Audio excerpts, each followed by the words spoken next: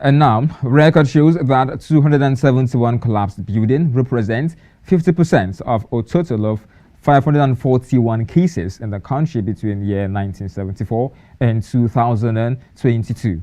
Building collapse increase on a yearly basis. Causes, way forward, and profound solution was discussed to curb such occurrence in the future. Our correspondent Afolashayo Hamzat has the details. As building collapse persists in every part of the country on a daily basis, which amount to destruction of properties and loss of life, the chairman of Electricity Regulatory Transition Committee and former special advisor to Ondo State Governor on Energy, Engineer Tunji Ariyomo, explained in detail his perspective and cause of frequent collapse of building in Nigeria. Well, it is sad. It is not something that should happen, but it keeps happening. All over the world, they experience building collapses. But in responsible countries, it's mainly as a result of maybe flood, earthquake, storm. But in our own environment, the cause is shameful. It's majorly because we have incompetent people being in charge of construction.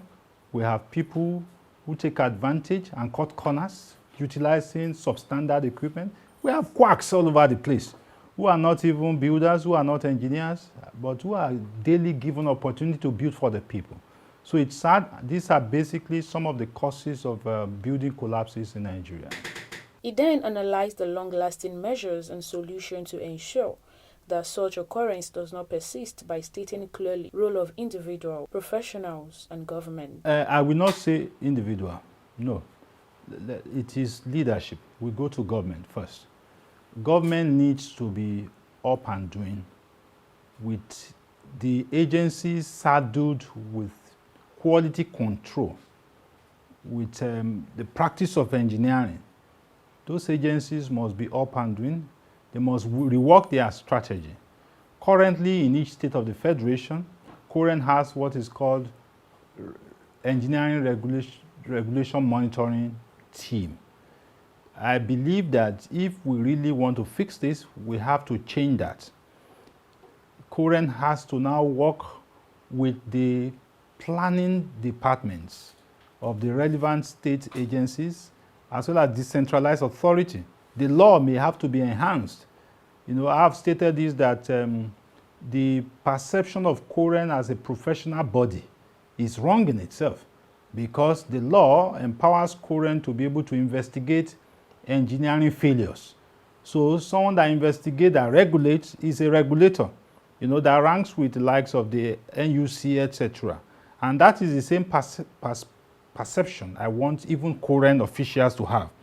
So there is a need to amend the current law, to make it both national with subnational teeth and with capacity to be able to at subnational level prosecute, So that's like a win-win where you have a national body with substantial subnational capability. And then the relevant building control states of the Federation must try as much as possible to also enhance their building control permit issuance processes. That way, there is not going to be any single structure that can stand without it being properly vetted by qualified people, qualified architects, qualified engineers, whether civil, for the mechanical and electrical components, etc. And if it becomes a high-rise structure, you need to have a civil structural engineer that is in charge.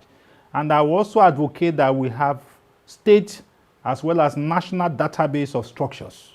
Every asset that anything can happen to in future, we must know who and who worked on this asset, who did what.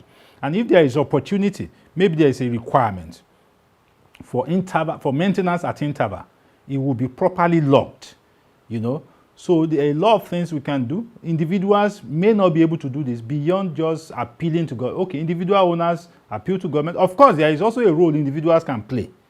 It is for them to ensure they follow the law. When somebody comes to you that he is an engineer and he will help you do this, try and query the database of the professional groups to be, in fact, sure that that person is an engineer. A number of people all over the Federation refer to as engineers, builders, architects that are not. You know, some of them have been going along with people, so they have an idea of what they are trying to do, but they are not professionals that are duly recognized and registered in the database of their professional groups. So individuals have a role, and that role is do not give your project to unqualified people. By giving your project to unqualified people, you are encouraging quackery. To ensure safety of life and property, all citizens must be law-abiding and ensure proper steps are taken to guarantee or eradicate the issue of building collapse in the nation. Afalashayo Amzat, reporting for KAFTAN TV News.